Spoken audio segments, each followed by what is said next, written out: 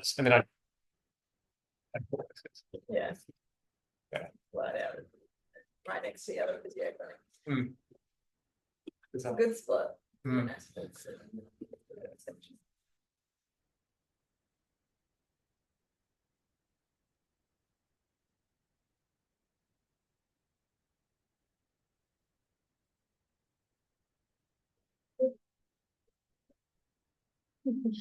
Camera. Good. Next to you, Denise, since you're so excited for the sit. The boys are like, I heard it doesn't sit there, but he doesn't sit there. Hey, Brian. How are you? Good. How are you? Very good, thank you. Okay. I think we're just waiting on Matilda. Well, we'll get started. Before we do that, we've got a couple of anniversaries that have popped up this month for some team members, and it's not often that we'll sort of get together. It's another one. I'll just check that. Nigel, you're not as important as I'm the favourite. Exactly right. Addie, you tipped over 2 years with us. Congratulations. Well done. Been a huge addition to our team the last couple of years. Just recently this year taking on a bit of a role with the looking after the students and sort of getting a little bit of that program up and running. So really appreciate everything you've done. Keep asking questions. We love the fact that you never stop asking questions and trying to, I guess, ask and find out more about how you can continue to be a better practitioner. So congratulations and enjoy your well-deserved time off for a couple of weeks. And Nige has ticked over 1 year. It's today? Today or the other day? I think it is. Congratulations. You've grown so much as a practitioner the last 12 months. In fact, I reckon you're the one that gave me your details to get in touch. So it's full circle. So big thanks to you, Nigel, and also for helping get Melbourne East pumping. We've had our best month out there in April, which, considering it's been a short month, has been really, really good. So huge credit to you out there. So thank you. All right, we got everyone. Just missing Matilda, but that's all right. We can get started. Oh, here she is. She's in the weight room.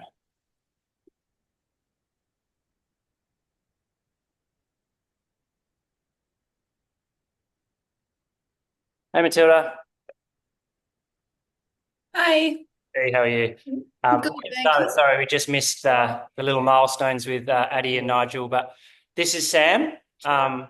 See, it's a bit hard for you to see, but this is Sam. Sam's expertise is in all things. Well, he's a podiatrist, but also a pet orthotist. I'll let you do a little intro, but loves footy boots. So tell us a bit about what you do and yeah, we'd love to find out more. Yeah, so thanks for jumping on, guys. Sorry I can't see you, but I'll take it at the end. But yeah, so Andrew's right. I'm a podiatrist for the better part of 10 years now, as well as a pet orthotist and orthotist for, geez, that's 14 years. So it makes me feel really old. As Andrew mentioned, I love football boots, and I'm incredibly fortunate enough to work in an elite AFL space as well as elite soccer and dealing with athletes who are consistently in football boots. So before we get into this little presentation, a bit of my journey with this was I have always loved these. I have always loved it since David Beckham kicked the ball in 2002 at the World Cup, where it was the first time that I actually noticed what was on a player's foot. Yes, that did take a bit of sabbatical and a bit of hiatus until I really started to delve into feet. And recently I jumped into it because really what I found was podiatrists actually don't know a lot about football. Even though the big part is, and I'll let you have a bit of a guess at how many people Australia-wide actually play a form of ball sport where you have to wear a cleat or a boot, we don't look after people well. And the understandings of these are very different. So jumping into this, I'd like to ask you guys a bit of a question. There was a bit of a recent study finding out how many people actually are into running. could you hazard a guess at how many people are actually running? We'll talk millions in Australia. Saw the table. It was like, yeah, it's like 8 million. So it's gone up. Yeah, gone up. But overall, not including a junior population, it's about 4.2 million. So it's a lot of people. So it's over 17% of the adult population is running. On the flip side, I want you to have a think about and have a guess how many people are actually playing football. And we're going to include rugby, soccer, Aussie rules. Anyone have a guess? 12% of the population. What would that be, Abby? I don't know. Hey Siri. I don't So know. it's about 3.3 million will play. So you look at that. So people getting into the running thing, obviously that's gone up. Run clubs have changed a bit. So when we start looking at this, as podiatrists, there's 6,000 of us, and there's 3 and a bit million people who play some form of ball sport where they have to use a footy boot. And we're bound to get these people coming through. And that's not including juniors. So there's a lot of people. So when we're starting to think about this, people are coming through our door for foot injuries. And these sports are the highest rate of injury is generally below the knee. So we're having to have a look at this. And part of those mechanisms can be ankle injuries, foot injuries, metatarsal stresses, but even a simple thing of the most common sporting injury, which is blisters. So it can all come back to a simple thing like this. So that's why I get involved in football boots. A lot of my population that I see in clinic are footballers. So I do have a bit of a bias here. So please take everything with that. But I see a lot of people, and that's the people I love to see. Today with this presentation, we're going to keep it really as a clinician's perspective. We're not going to talk about a lot of performance aspects because that can be a whole other 3-hour presentation where we can talk about bending angles and shear angles in different parts. But today I want to bring it back to how you can manage this in clinic when your child with a severs comes in. What do we do?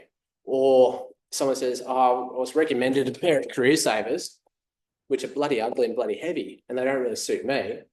But how can I start to have a look at different options? So I did have a different title for this presentation, but obviously working for one of the companies, I can't use it now, but we can start to move on.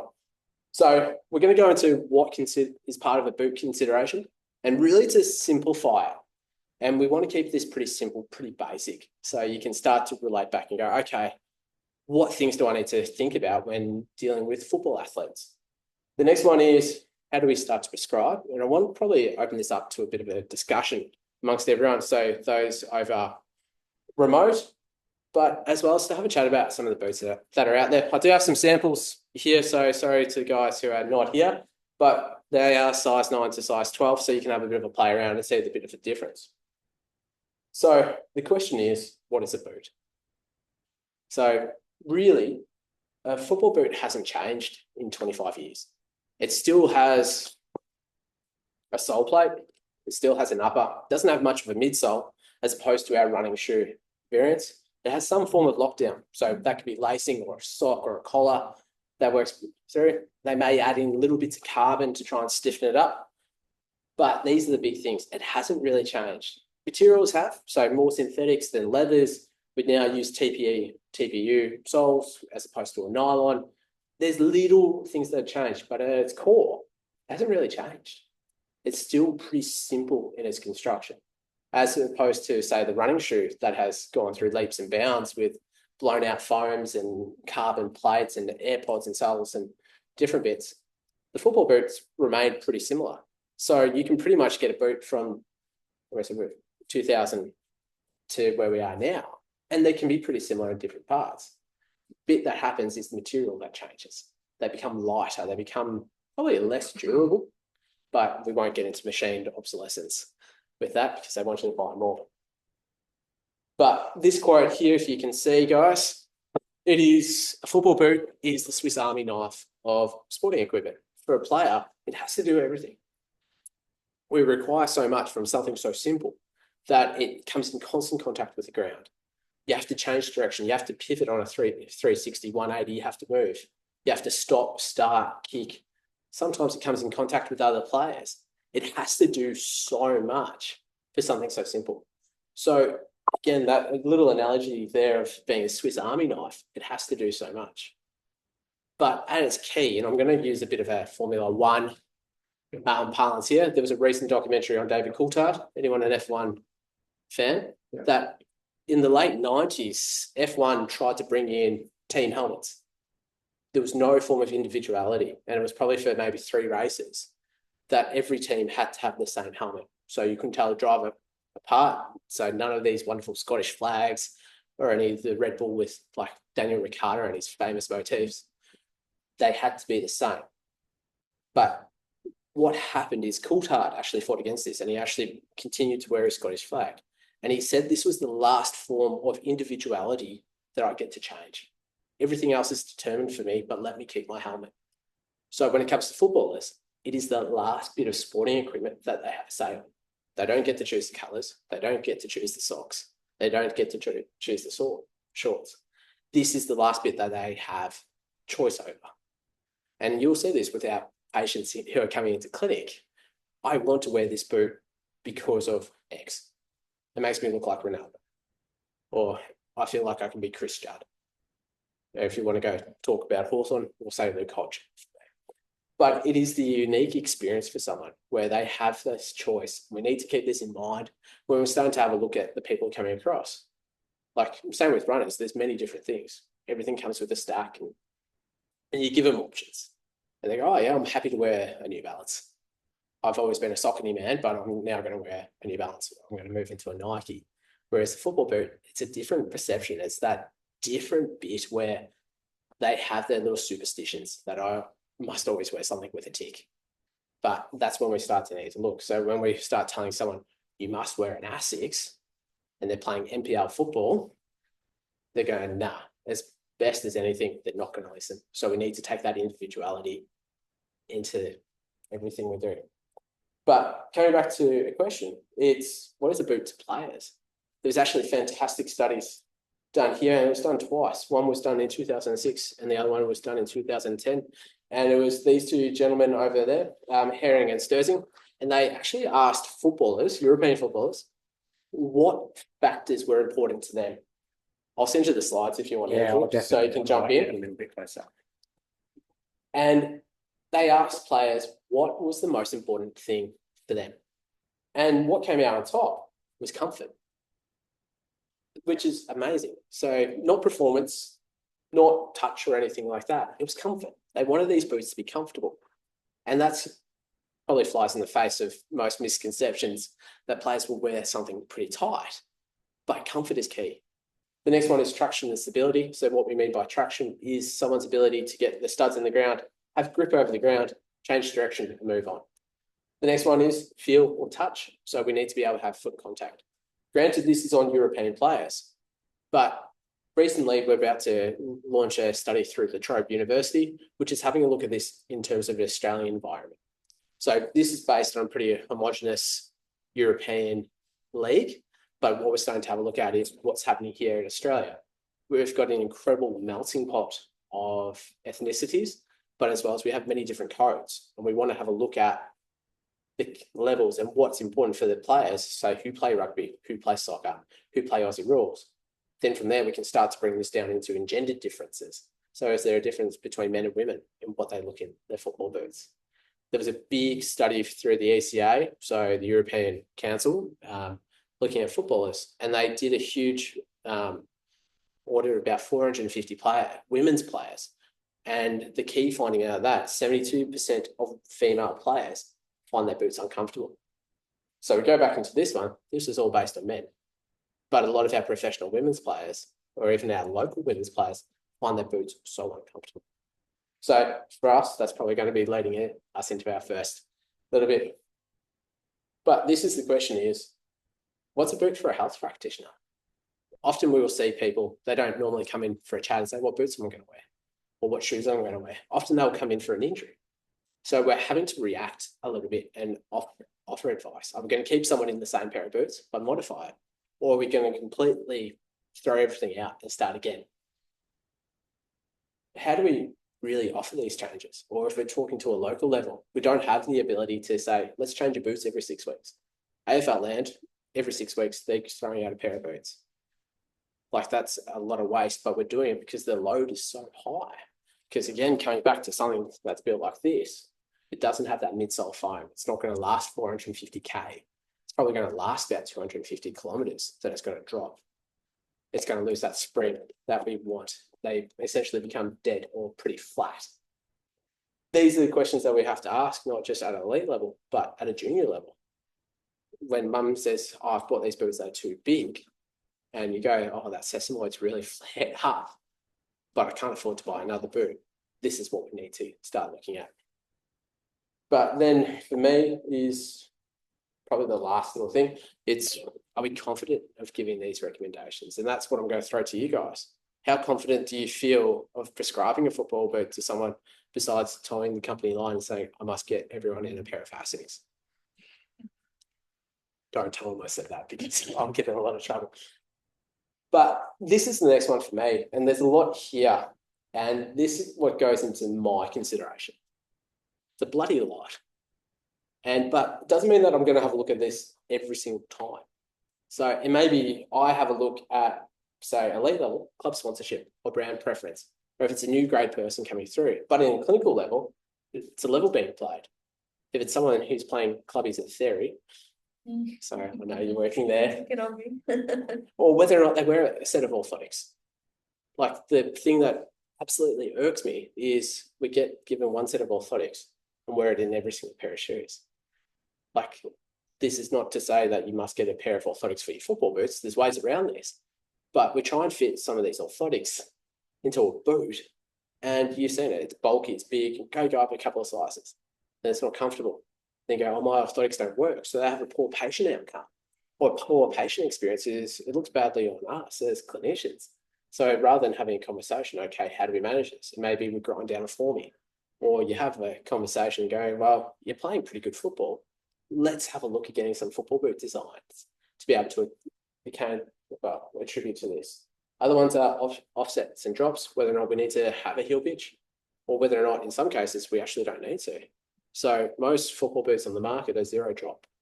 There's a reason behind this, and that comes from the back of historical football, where you're taught to be up on your toes. Sorry guys, you can't see that, but you play up on your toes. Aussie rules, we're taught to come back and change, whereas in soccer, you're perpetually told to be up on your toes. So if we put someone with a heel gradient, it's already going to start to throw them forward where their natural ability is to be up on their toes already. So that's where we get a zero drop boot. So for me, and this is, if you're going to take anything from today, it's going to be this one. The first one is performance. It is a performance apparatus. They are playing, they want to move. It doesn't matter whether or not you're playing under eights or whether or not you're playing AFL. It's still performance. You want to be able to feel good. You want to be able to play out a game. You want to be able to kick goals. You want to be able to be a superstar. The next one is safety and protection. So what I mean by safety and protection is, are we going to minimize the risk of injury? Are we going to get someone to fit into a boot that's going to be suited to them? Are we just going to simply change profiles? That's a really key thing. But then it's also safety. If someone comes in with a set of medals, mate, you can't wear those. But in soccer, you can. Are they going to be protective for not only the person wearing it, but the person they're going to come up against?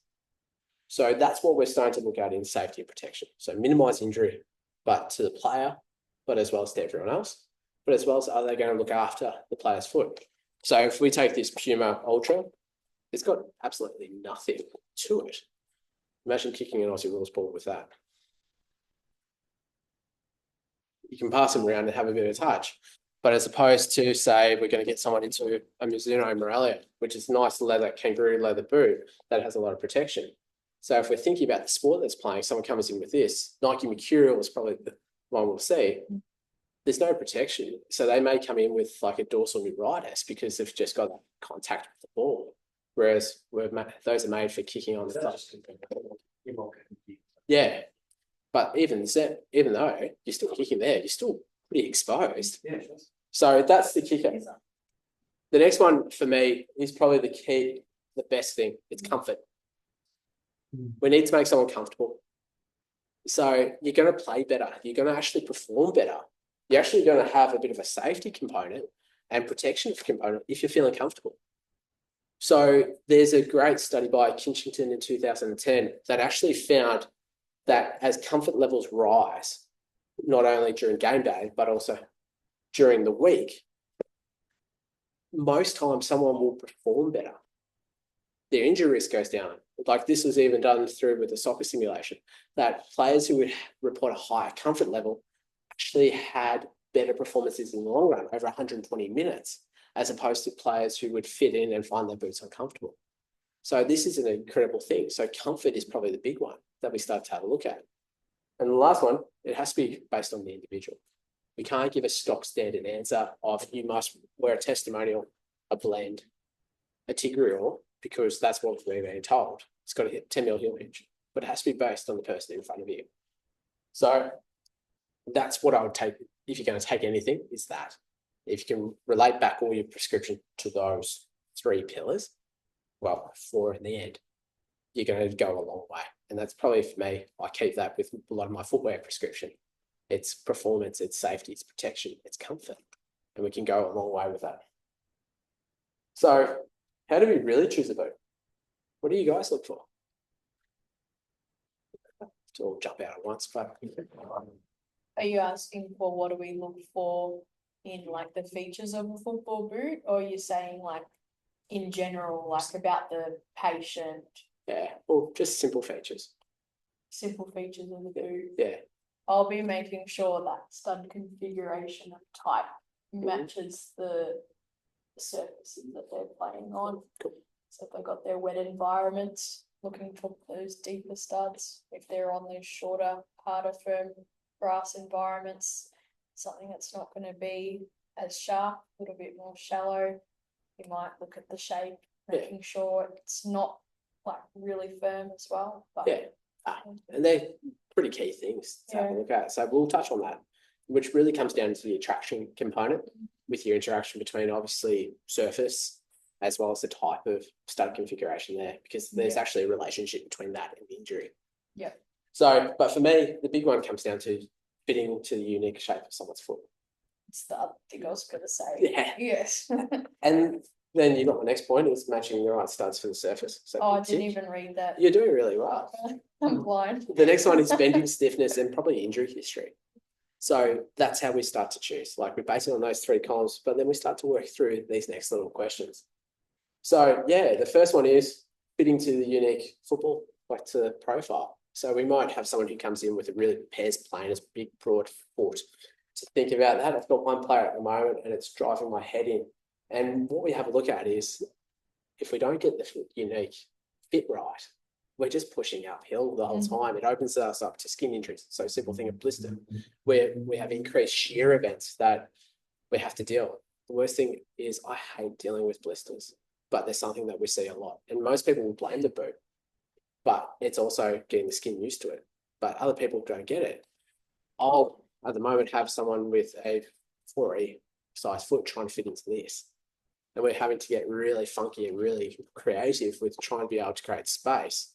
Often we'll find this is, we'll see this in rugby players. Like we're talking more like your islander populations who want to wear the sexy Nike Mercurial.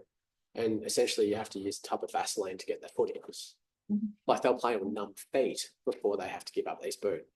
But a simple thing maybe we change and look for a 2E fitting, which you and I spoke about over the phone, is okay, what wide boots are out there? To be honest, it's not much. But again, with this will lead to potential injuries. So like if we think in soccer, like a 5th metatarsal stressing. So obviously our stylo process goes a lot further than what this does. Look how narrow that is. You try and put your foot onto that. I'm going to pick on you for a bit there. Yes. So if you think about that and how narrow that is, so that opens us up to Jones fractures or stress, like that it doesn't fit, or simple things, corns, calluses. Like I saw a 10-year-old with a corn in between their toes because they're wearing really tight football boots, because their coach told them at an early age that you must wear tight boots. It improves your touch. This kid's coming in with a corn at 10. Like the parents thought it was a wart and tried to burn the bejesus out of it, but it was a corn. So these are simple things. It's just not about the nasty tendinopathies or stressings, but it's little skin issues that we can start to have a look at. How do you manage that conversation with the coach? Well, especially in soccer, Yeah. how do you kind of work around that? Yeah, it's a difficult one. So it's about having that trust and buy-in with the parent first and the child first. Like again, it comes back to the individual. I must wear this. So you get pretty clever. So I must still wear a Nike. So if it's a mercurial, you go, well, let's go up half a size. Let's do a little bit, but this will keep on occurring. So you use a little bit of aesthetic language in there. But this will keep on occurring if we don't change. Like you want to see me less. Rather than, so you can come in every 2 weeks, we can write this call.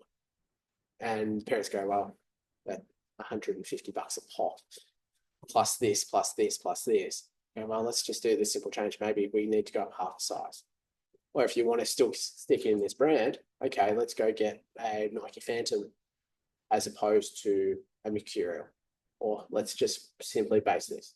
The coach is going to have their own ideas, and it comes back to those beliefs that we started initially. But it's a little bit, so you don't try and eat the whole cake at once. It's just a little bite by bite to get that clinical buy-in first and foremost. And most parents will go, well, I don't want to come back and do this. Or the child goes, I don't want a scalpel near my toes again. Or if they do have an injury, it's a pretty serious conversation because some Jones fractures are well, most Jones is surgery. We had a spate of VFLW players who came in with necrotic sesamoids because it's a similar type of thing. Their boots were just way too small. And we're having to have these serious conversations. So it's hard. Like we're booking you in for surgery. We've got to remove the sesamoid. Then we're going to talk about your boots. You didn't want to change your boots. It's a long bow and you have to have that. Like you do it early, do it swiftly and do it honestly. But then you got to get that buy-in first. So coming back to this fit, you can probably see over here about that little toe over to that side, just overhanging the edge. It's what we call waterfalling. So essential going over the edge as opposed to we want something there. Again, there's some variations into what we can do. Is it going to be as dogmatic, you must get something bloody big and wide? Because if someone's used to something incredibly tight, they're actually going to lose that performance edge. They're going to feel like they're wearing clown shoes. The next one is, we spoke about some of these issues, but it's the individual risk, like it's bone stress injuries, like naviculars, we're talking about fifth metatarsal, like they're season enders, as well as we're having a look at what's happening around the sesamoid, which is pretty key. So we're talking about that medial lateral aspects, but then you can start talking about second and third if we don't have the right sizing. So the highest risk stresses, then we can have a look at whether or not there's a perception of fit and ankle injuries. So that's the next one. But then the last one for me is probably the most important, is your pivot shift. So we're now talking ACL territory. We're talking syndesmosis injuries. Because if we don't have the right fit, we can actually start to increase that risk of these pretty nasty components that will keep you out for 12 months. I don't know if anyone saw Mary Fowler. We're not saying that she has the wrong fitting boot. She's a professional person. But we can have a look at that seriousness of that simple, innocuous touch, shift. And the next moment, you're out for 12 months with the knee. Sam Kerr was a similar type of thing. So for me, I look at bending stiffness, and this for us as podiatrists probably works really well. So if you think about someone with a second metatarsal capsulitis, if you think about more than, well, a neuroma or a bursal neuromal complex, or a simple thing with the sesamoid, that bending stiffness comes into a key thing. So how stiff the boot is.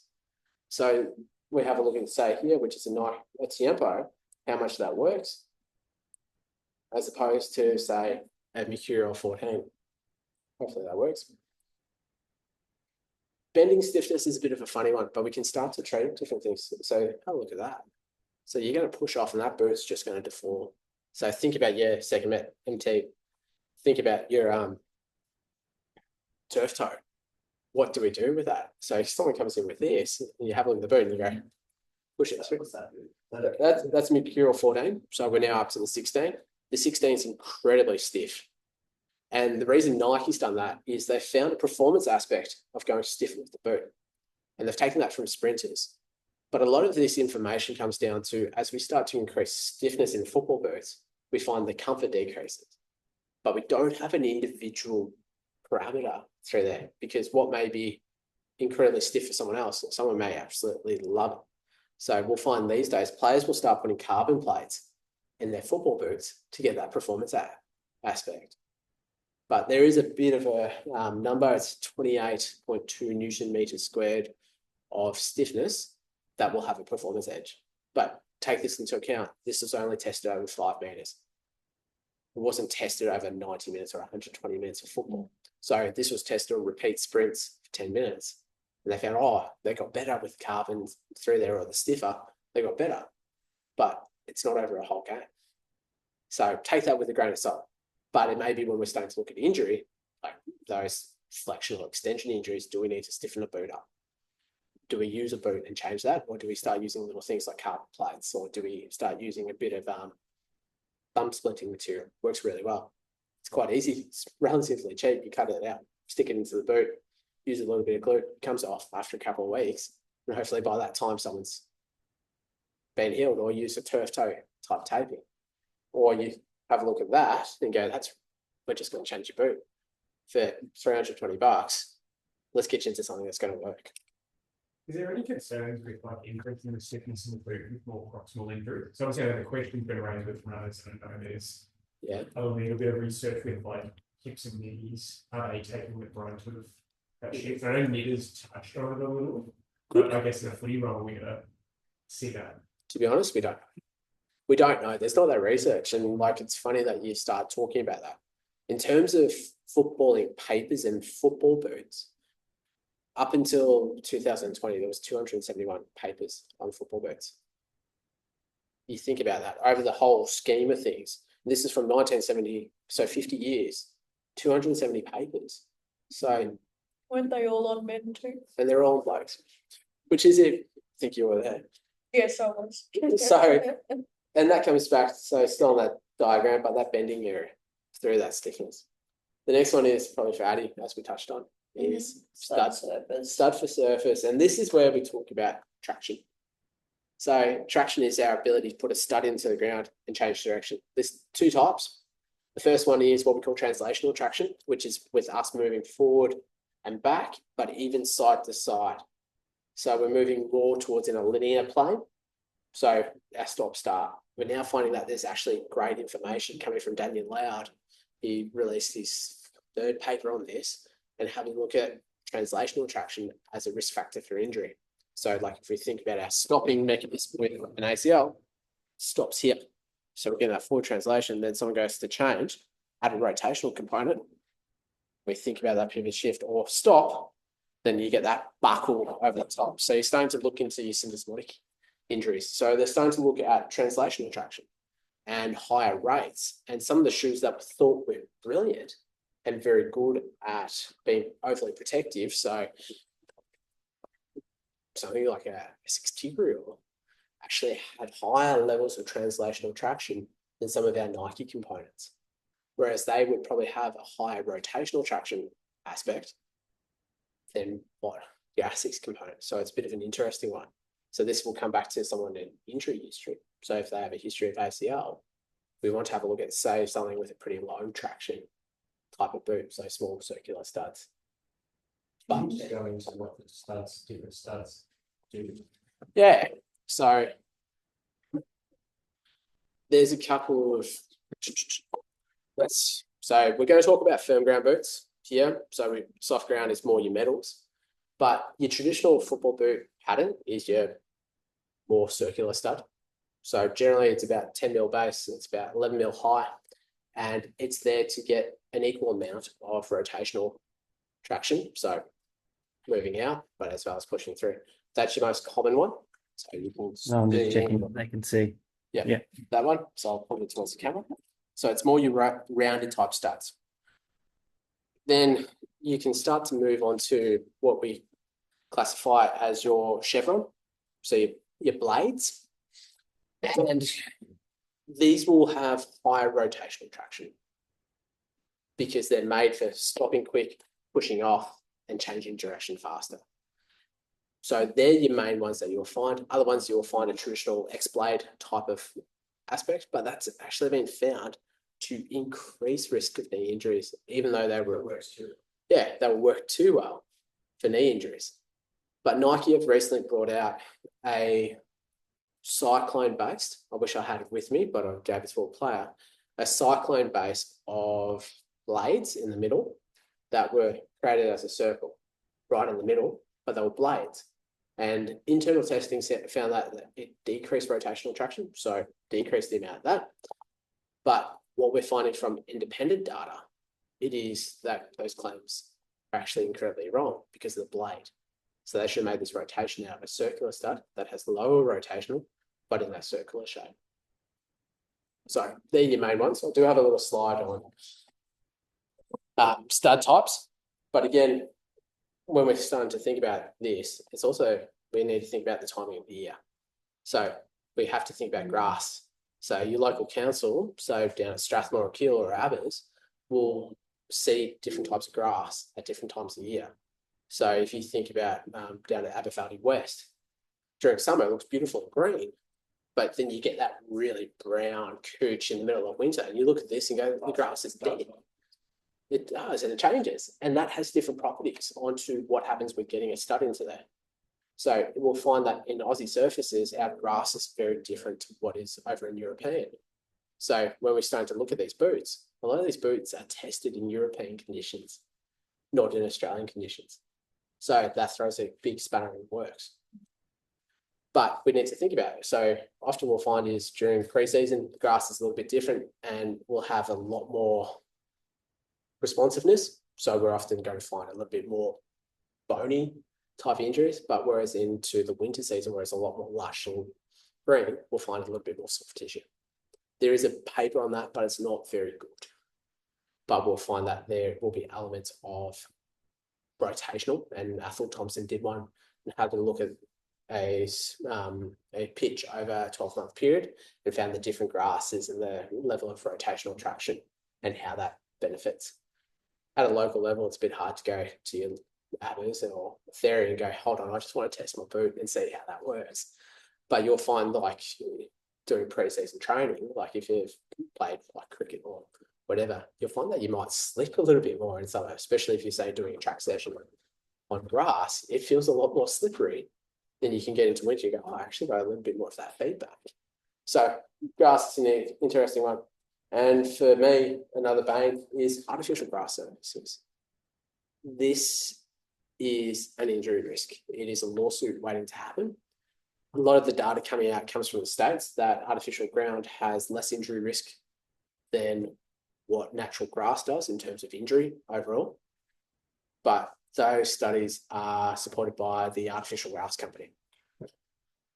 And this was seen in the NFL that the highest rate of, say, Achilles tendon ruptures actually happened on superficial turf than it did on the grass text. But they don't want to admit that there is a correlation between injury and these grounds. But then councils will look at it and go, well, we don't have to maintain it as much. We don't have to go through, it's a bit of a set and forget, and it's quite easy to maintain. Well, it's a big outlay. We don't have to have a groundskeeper there if you're mowing the grass or changing it. But it still needs the same level of upkeep. You still need to have your particles put in. You still need to have that movement. But it's just not. So at council level, set and forget. And we'll find that a lot of the boots on the market are made for firm ground. So going back to your stud, so your traditional 11 to 13 mil circular or your chevron, whereas they're going to be used on an artificial turf, which we'll find again coming back to that article, actually increases injury risk because the studs aren't able to penetrate into the ground, or if they are, they're getting stuck in there and someone's getting stuck. So there are artificial ground studs out there made for this, but on the market, there's actually only 4 types of boots out there that are made for an artificial stud. And that's in Australia. So key thing to have a look at. So why do you think there's more Achilles injuries? Why is there more Achilles injuries happening On the NFL, on the AstroTurf? it's hard to say. Like it can come back to, are we getting a decrease in Achilles tension, or are we getting too much of a rapid fire as we start to come off quicker? Are we increasing the internal load of that Achilles by going for something that's too stiff? So like in the carbon plate shoes, we find that there's an increase in the Achilles stiffness. That could be next, or it could be that we're not getting that push back, then we're having to push off. That we just put too much velocity onto that Achilles. The next moment we get into that plastic deformation stage and it just goes, whoop, there we go. So there are a lot of things about traction that we spoke about, but this is why it matters. So if you really want to watch Erin Phillips over to the side, so if you want to watch that again, if you want to watch her next to it, so stops, props, changes direction, gets caught in the ground. So for that, she was probably the best AFLW player ever. And that was the thing that she did that in the grand final in 2018. It was stop prop, and she was wearing a boot that had metal studs in it on the ground. So there was that rotational aspect. Medal. Yeah, metal. Yeah. Okay. So this is the key thing. It doesn't mean that every player that's going to go out there and has a high rotational or high translational traction boot is going to get injured. Again, not everyone's going to do that. And that's the key thing that we need to have a look at. But if someone does have a history of this, we need to start thinking, okay, what boot do we put them in? So in Erin's case, the metal studs had too much traction. Yes, Would you argue maybe the studs were too big as well? potentially. I don't know, but and then if she were to be prescribed a new boot, you'd be looking for something with a little bit more rotational traction, a bit of a more of an even mix. Yeah. So essentially, if we want to think, we want to decrease the risk of her getting stuck, we want her to probably slip a little bit. Yeah, it's just an anti-comp. Yeah, it's compromise. And It's like stiffness and compliance. It's like the same principle, but in terms of traction. So, and this may be when we're testing with players, it's hard to, unless we have these really fancy machines that we can measure it. A simple thing may just be subjective feedback. If the player has 2 pairs of boots, go for a quick run, do you warm up going, oh, actually, I feel like I'm getting stuck too much. Change it into the next one. Or we can start to change that. We do a lot of that at the Kangaroos, where we'll have players with several pairs of boots and we'll go, well, let's pick out what's happening with the surface. So that's what we'll do quite often. But yeah, coming back to, as you mentioned with the studs, so you've got your soft ground, which is more your metals, made for really boggy type of European type grounds, or in terms of rugby, that really thick type grass. But in soccer, we use it a lot. So we'll use it because they will water the pitch so the ball skids and starts to move. So players don't want to slip over and let a goal through will have a soft ground boot. But the most common is these firm grounds, which comes in that long circular stud or the chevron type base. The next one is artificial ground, which are small circular studs that are no more than 10 mil, but there's a lot more of them. So you're increasing the surface area. Also, there's only a few of those. Yeah. So Nike does a version, Adidas does one version, Puma does a multi-ground version, which is a little bit different. But the brands will say, oh yeah, we can use this on artificial ground. But we know from the literature that the same stud for a firm ground is very different to an artificial ground. So it's really the marketing. So this is our discussion. It's which boot. So we might go through a couple of case studies, or if you have any questions around this, probably more so. So it's up to you guys.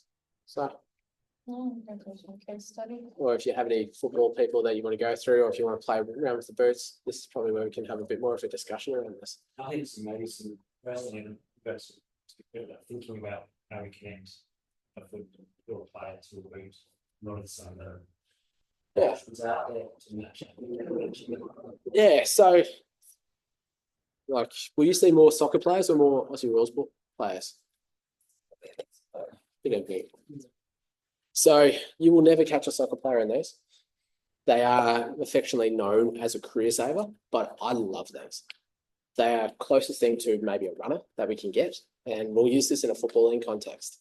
So even say for your pre-season and starting to look through, it does have an EVA midsole, but it does have a lot more studs. And it's a really good transition shoe. So what we'll find is when players do a lot of their bulk running, so your 5K, 10K to build up your tank, then they go into a boot like that.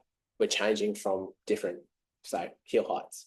So there's a big change over a small period of time. For me, this is an incredible transition shoe, and it's what we'll probably use early in the preseason. So as players are starting to get back into touch or starting to get back into their running, because we don't want a big change over a small period of time. So if we go from a really stacked running shoe, like we had last year with Kangas, we had players doing a lot of their running in Vaporflies, pretty much all their off-season running in Vapors. So that was one of the first things when coming through. We looked at this and went, well, why are we getting so many stresses, or why are we getting so many of these insertional Achilles or tendinopathies with these players? What's changed? Like, they've been managing their loads, but they've been coming back through and they've gone from their runners into boots.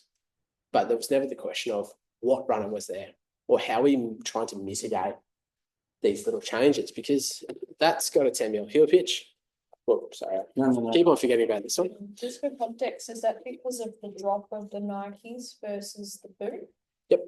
And it's a very different type of thing. So Lockie can probably talk more, or Andrew can probably talk more about the vapor compared to that. Yeah. Or compared to that, like, it's a very different type of shoe. It's, your foot's not doing a lot of work. Yep. Like, you can run pretty fast and go pretty far in it. Or if you want to go for a super comp trainer, which was the other really big one. Yep. Or Puma brought out the Mag Max Nitro, that really big chunky boy, and they're going from that into a set of futures. So it's huge change over a period of time. So often we'll have a look at maybe a transition boot, or some parts we'll have a look at this in terms of a comfort boot, going back to that aspect of bringing someone back to a comfort level pretty quickly. So if you're playing local, and if you're, say, dealing with the folks at Ferry, and having a look at your seniors, it's about, okay, maybe having 2 pairs of boots in the kit bag, maybe something to bring up your comfort levels for your T1 session or your flush run session on a Tuesday night, where you're getting your foot back to something pretty easy. And that's where I'll use a career saver. The other one is, it's a really good old-fashioned boot that you can put an orthotic in pretty comfortably, and you can be really protective with it. So I will use people coming back from injury into something like this, as opposed to getting them back into a Puma future. Wish I had my Nikes here, but no. So in terms of widths, you will have Asics Tigreal, which will come in at 2E width. In terms of another wide boot, you will have the New Balance 442 in the non-elite version. They'll come in at 4E width. There is not a lot. New Balance 442 is your wider one. So they're often the takedown models, but yeah, there's only really 2 wide boots. Anyone supporting Canterbury? Not a lot. Yeah. There was one of the guys we used Yeah. that he was like a 15. So he would give the boots to his mate for a week. His mate would wear them, break them in and stretch them out, and he was like, I'm good for this. So what we'll do at the moment is, a lot of the boys, and we'll talk about this, it's one of our North lads, he's got 4A fitting, so he's 13 4A. And no one's ever spoken to him about his football boots or about widths. And he's gone, I'm contracted, he gets given cash from Puma. So he has to stay with it, but they're just butchering his boots. So what we have to do is similar type of thing. We get a size 14 last, get his boot, heat it in an oven, or we microwave it. Then we microwave, yeah, just anything to get a bit of heat to this. And I'll use the heat gun more often, but we'll have to heat it, chuck it on a size 14 last, just stretch it. And this process takes maybe 2 to 3 days. You do that at your clinic, or? I do that. or- I do that in clinic. Yeah. So I've got a couple of boot stretches and lasts, Okay. but I've got boot patches and everything, because like, we're dealing with people who can't change from a branded shoe. Control that baby.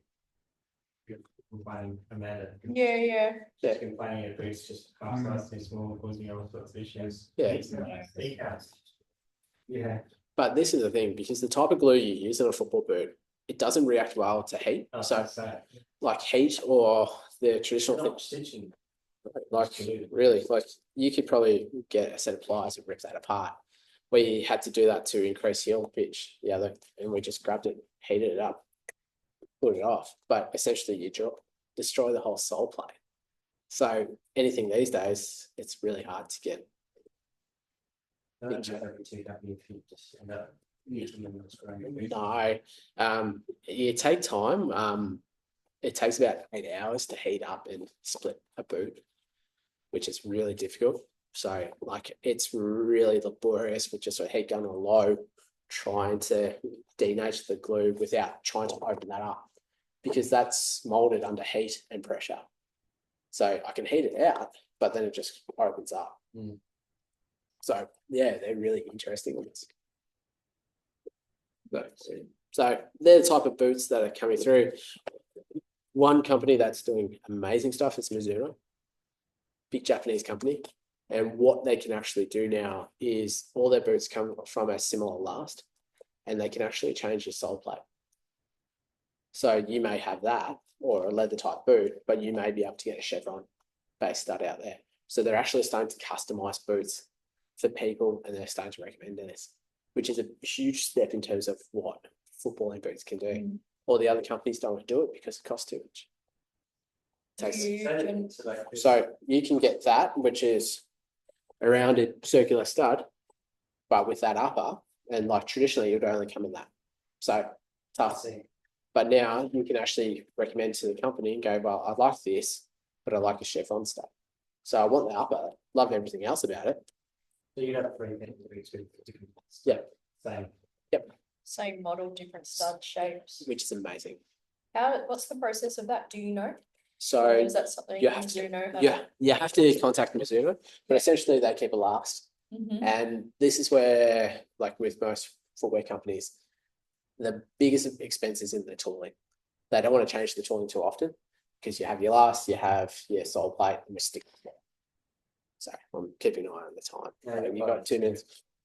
So, and what you do is you just send out, I would like to do this, I like to keep this last shape, and I'd like to change this. Yeah. So they have everything there. And this is the next step. What's happening in football boots is customization. 3D printing is the next stage where you can actually make a custom shoe for someone. And that's happening in the next 5 years. ASICS is about to do this, and they're doing it over in France at the moment, but that's going to be the next one where you can actually get custom football boots. Yeah. But there you go, guys. Seems to be the shoe that would most benefit from that. It's Given huge. that runners have so many different options Yeah. and widths and stuff. Whereas in football boots, you don't. So, yeah. I reckon you could do that. Make your own Bring it company. to Australia. Bring it to Australia? Nah. Yeah. Oh, no. Oh, I think my wife would kill me if I took on anything else.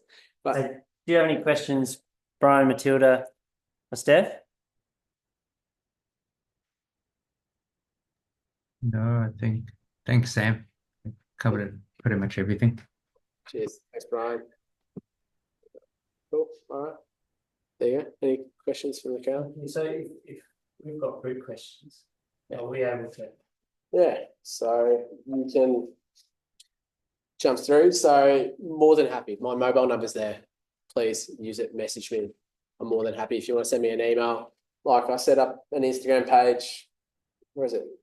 3 years ago to have a look at like football medicine and trying to dissect it and make it a bit more available for clinicians. It's not there for general public, they can jump on with it, but it's trying to get that information out there to make it easier for us to have a look at. Plus you get to play around with a lot of fun boots.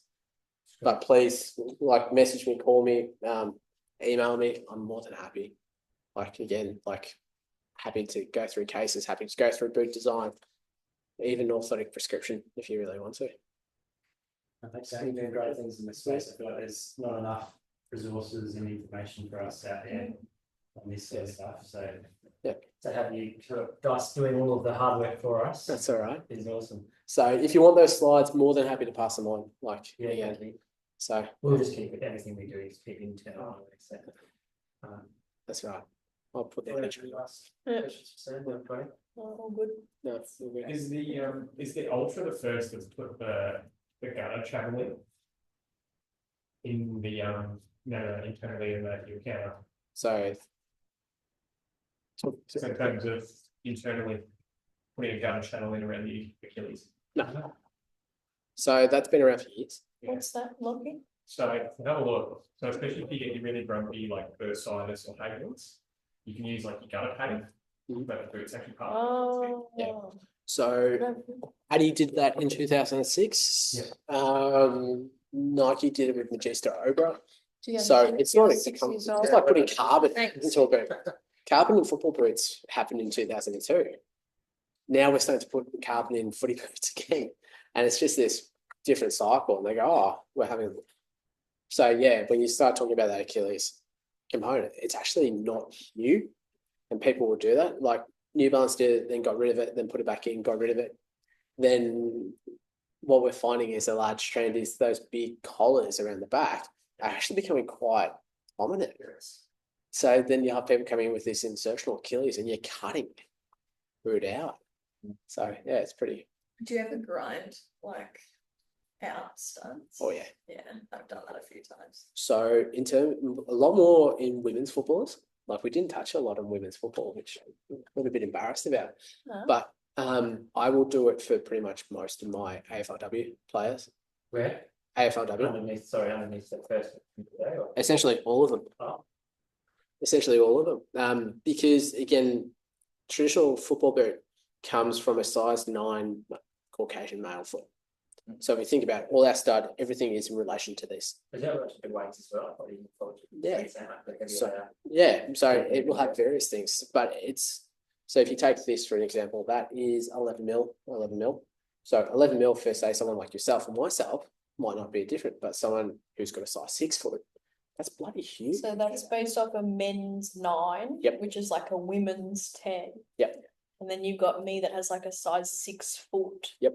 So you'd be grinding that off Grinding. like the studs are the same size 6. Everything. Yeah. Same for a size 6 to a size 16. That's insane. They are the same. That makes sense. Why you they're chunky. And Would like, there be any issue with, say, I've grinded a few out under the first before, would there be much complications for me doing that? Like in terms of how the shoe performs? so it can increase bending stiffness because obviously that does add stiffness to that section of the shoe. But again, you're not going to be overly detrimental. But again, I'd much rather decrease the risk of a stressy than to do that. But you're not grinding the whole thing out. You can actually, a really good way and that we had a look at was maybe 5 mil. Yeah. Half start high, still keep structural integrity, Mm. but without grinding all the way through. Because some of these studs, if you get to do them a lot, are actually hollow through, and you go, oh geez, now I'm going to have to hot glue this back. So about 5 mil works really well. So work on half the distance first. Yeah. For the women's, I will do the whole. Generally, I'll do the whole 4 foot. So 5 mil. Yeah, and I'll just grab it on the sanding grinder and go, then there. Or if you really wanted to do each individual, but you get pretty good at it, you just go quick on and off. But yeah, so women's football is the next one. Not many companies are doing a women's fit or a women's boot.